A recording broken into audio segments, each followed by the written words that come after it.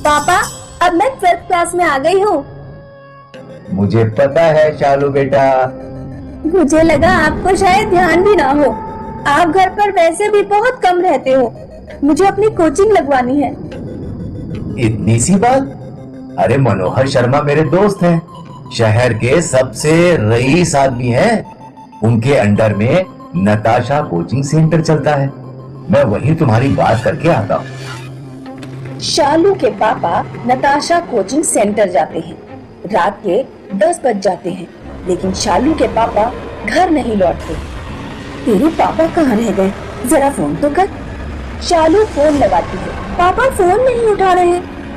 शालू और शालू की mummy Natasha coaching centre पहुंचते हैं। वो देखते हैं कि क्लासरूम में शालू के पापा की लाश पंखे से लटकी हुई है। शालू चिल्ला पड़ती है, आह! शालू के पापा को किसने मारा? क्या है नताशा कोचिंग सेंटर का राज? आइए सुनते हैं कहानी भूतिया कोचिंग सेंटर। रमेश का परिवार उत्तर प्रदेश के बरेली जिले में रहता था। रमेश एक प्राइवेट स्कूल में टीचर था। पापा, आज ड्यूटी से लौट कर आइएगा तो मोमोज लेते आइएगा। ठीक है बेटा। रमेश ड्यूटी से लौट कर आता है तो उसका चेहरा उतरा हुआ था। क्या हुआ? इतने उदास क्यों हो? स्कूल बंद हो रहा है, मेरी नौकरी चली गई। पापा, आप एक कोचिंग सेंटर खोल लो। आपको मैथ्स बनानी आती है और कोचिंग सेंटर में अच्छी कमाई भी है।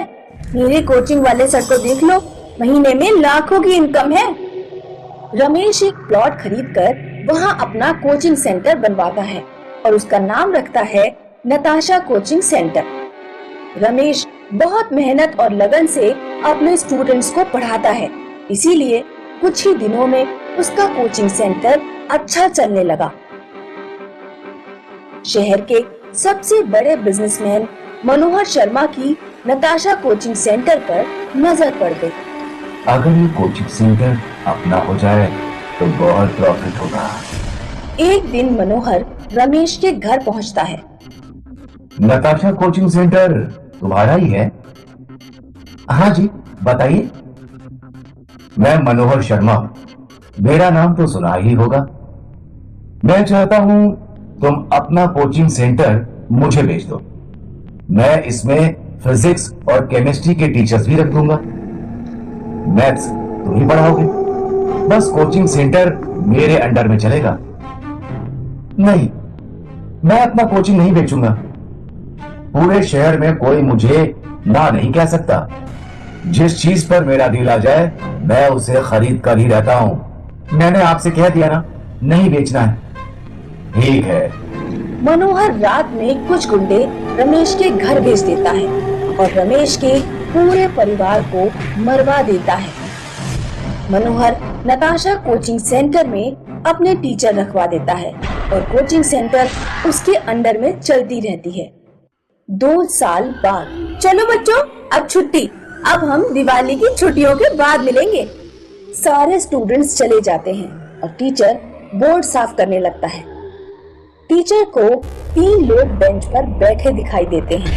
ये तीनों रमेश, रमेश की पत्नी और रमेश की बेटी के भूत थे। उनके चेहरे डरावने थे। अरे तुम लोग कौन हो? जाओ यहाँ से। तीनों आत्माएं टीचर का गला घोंटकर उसे मार देती हैं। अगले दिन मनोहर शर्मा कोचिंग पहुंचता है। सीसीटीवी चेक करो। मनोहर देखता है कि रमेश के पूरे परिवार का भूत टीचर को मार रहा है। अरे नहीं, ये तो वही तीनों लोग हैं। लगता है इनकी आत्मा भटक रही है। अगर ये सीसीटीवी फुटेज पुलिस के हाथ लग गई तो पुलिस रमेश के परिवार की हत्या की भी जांच करेगी और मुझ पर शक करेगी, इसलिए पुलिस स्टेशन जाना बेकार है। मनोहर घबरा जाता है। वो तुरंत अपने घर पहुंचकर पूरे घर में बॉडीगार्ड तैनात करवा देता है और एक तांत्रिक को बुलाकर पूजा पाठ करवाता है। वो तीनों आत्माएं मेरे पास तो नहीं आएंगी बाबा जी? नहीं, तुम निश्चिंत होकर सो जाओ। मनोहर रात में बिस्तर पर सो रहा है। अचानक उसकी आंख खुलती है तो रमेश का परिवार भयानक शक्लों में उसके सामने था। मुझसे गलती हो गई, मुझे माफ कर दो। हमारा हंसता खेलता परिवार तूने अपने लालच के चक्कर में बर्बाद कर दिया। मनोहर अपने कमरे से बाहर भागता है और अपनी कार स्टार्ट करता है। वो कार से तांत्रिक के घर की ओर भागता है। तीनों आत्माएं उसकी कार में आ जाती हैं। अब तू हमसे बचकर कहीं नहीं भाग पाएगा। मनोहर डर के मारे कार नहीं संभाल पाता और उसकी कार खाई में गिर जाती है। मनोहर मर जाता है। आज भी नताशा कोचिंग सेंटर में रमेश की आत्मा भटकती है और लोग वहां जाने से डरते हैं। आजमगढ़ के एक घर में रात में चीखने चिल्लाने की आवाजें आती थीं। बचाओ बचाओ बचाओ बचाओ बचाओ हमें। और ऐसा क्यों है, आइए जानते हैं। रामानुज और उसका परिवार मद्रास के एक छोटे गांव में रहते थे। अम्मा, हमको आजमगढ़ जाना ही होगा, मेरा ट्रांसफर हो गया है। तू और तेरी बीवी जाओ, मैं और स्वरा यहीं रहेंगे। पर अम्मा, मैं तुम्हारे बगैर और अपनी गुड़िया के बगैर कैसे रह सकता हूँ? वो मुझे पता नहीं, मैं यहीं पैदा हुई हूँ और यहीं मरूंगी। वैसे भी मुझे नॉर्थ इंडिया नहीं जाना, वहाँ का रहन सहन और हमारा रहन सहन बहुत अलग है। और हमारी कुलदेवी वो भी तो यहीं है। मैं नहीं आ रही। तुझे चाहिए तो तू अपनी बेटी स्वरा को भी ले जा। वैसे भी वो बड़ी हो गई है। गांव में कॉलेज कहाँ है, वहाँ शायद इसकी पढ़ाई अच्छे से हो। अम्मा, क्या यह तुम्हारा आखिरी डिसीजन है? हाँ। रामानुज के लाख मनाने के बावजूद उसकी माँ आजमगढ़ आने के लिए तैयार नहीं थी, तो रामानुज, उसकी पत्नी और बेटी तीनों तैयारी करने लगे। स्वरा, याद रहे वहाँ जाकर हमारे संस्कार भूलना मत और रोज कुलदेवी की पूजा करना, वरना वो नाराज हो जाएंगी और कुलदेवी को मनाना बहुत मुश्किल है। जी दादी। और अगले दिन रामानुज अपनी पत्नी और बेटी के साथ सरकारी गाड़ी में निकल पड़ा, पर उन्हें क्या पता था कि उनके साथ क्या होने वाला था। वो लोग तो बहुत खुश थे। कितना अच्छा होता ना अगर अम्मा हमारे साथ आती तो। तू तो अम्मा को जानती है, कितना समझाया मैंने, लेकिन वो माने तब ना। खैर, तुम बस ये याद रखो कि हमें जल्द से जल्द उन गांव वालों के साथ घुल मिल जाना है। हाँ हाँ, मुझे पता है। और आपको स्वरा के लिए नया कॉलेज ढूंढना है। वो मैंने अपने कलीग को बोल दिया है। हमारे जाते ही वो स्वरा का एडमिशन अच्छे कॉलेज में करवा देगा। रामानुज और उसके परिवार को आजमगढ़ पहुंचते पहुंचते सूरज ढल गया। जब वो लोग गाड़ी से नीचे उतरे तो उन्होंने चंद्रमा को देखा और नमस्कार किया। तभी उसका ऑफिस का कुलीग वहां पहुंचा। आपका सफर कैसा था? ठीक था, बस थोड़ी थकान हो गई है। अभी आप लोग गाड़ी से उतरे तो आपने किसे नमस्कार किया? अच्छा, वो हमारे कल्चर में चंद्रमा को भी नमस्कार करते हैं, जैसे सुबह सूर्य देवता को करते हैं। अच्छा, लेकिन थोड़ा और नहीं है चंद्रमा को नमस्कार करना? हमारे यहाँ तो सभी करते हैं, इसलिए हमारे लिए तो ये कॉमन है। अच्छा विवेक, कल सुबह किसी पंडित जी को बुलवा दो। सबसे पहले घर में कुल देवी की मूर्ति की स्थापना करनी है। हाँ हाँ, वो मैंने पंडित जी को बोल दिया है। वो सुबह 6 बजे आ जाएंगे। तब तक आप सब लोग रेस्ट कर लीजिए। मैंने खाना भी टेबल पर रेडी रखा है। Thank you Vivek, so kind of you. Vivek वहां से चला गया। रामानुज और उसका परिवार घर के भीतर गया। सफर की वजह से उन्हें बहुत भूख लगी थी, तो वो फ्रेश होकर सीधे खाना खाने बैठे। अम्मा, डोसा नहीं है? स्वरा, ये नॉर्थ इंडिया है बेटा, यहाँ डिनर में डोसा नहीं खाते। पर हम तो खाते हैं ना। तुम अभी ये पराठा और सब्जी खा लो, कल मैं तुम्हें डोसा बनाकर खिलाऊंगी। स्वरा को ना चाहते हुए भी पराठा और रोटी खानी पड़ी। फिर वो लोग अपने अपने कमरे में जाकर सो गए।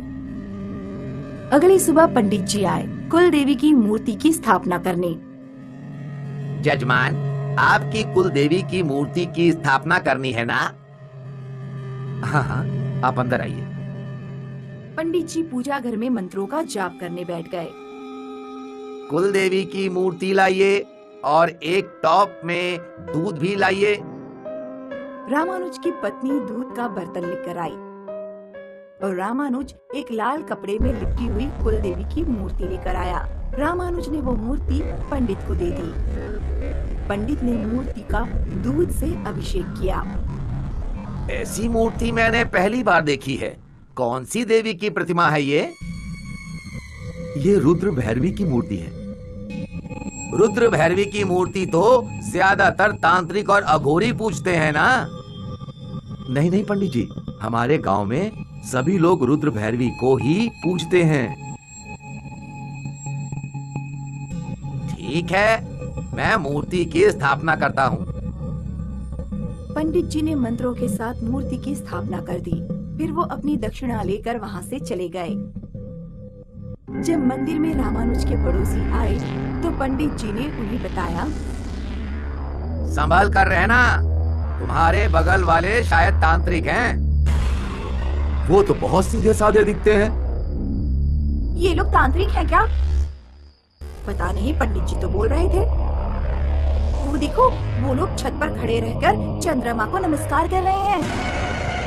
फिर तो ये लोग पक्का तंत्र मंत्र वाले होंगे। पड़ोसी आपस में फुसफुसाने लगे। फिर एक दिन पड़ोसियों ने एक सभा बुलाई। हमें ऐसे तंत्र विद्या वालों को हमारे मोहल्ले में नहीं रहने देना चाहिए। मुझे तो बहुत डर लग रहा है। मैंने तो सुना है ये तंत्र मंत्र वाले बच्चों की बलि भी देते हैं। मेरा तो सोचकर ही मन घबरा रहा है। हम लोगों को इन्हें इस मोहल्ले से निकाल देना चाहिए। हाँ, निकाल देना चाहिए। हाँ, निकाल देना चाहिए। हाँ, निकाल देना चाहिए। सारे पड़ोसियों ने झुंड बनाया और वो रामानुज के घर पहुंच गए, जहां रामानुज और उसका सारा परिवार उनकी संध्या आरती कर रहा था। क्या हुआ? कोई प्रॉब्लम?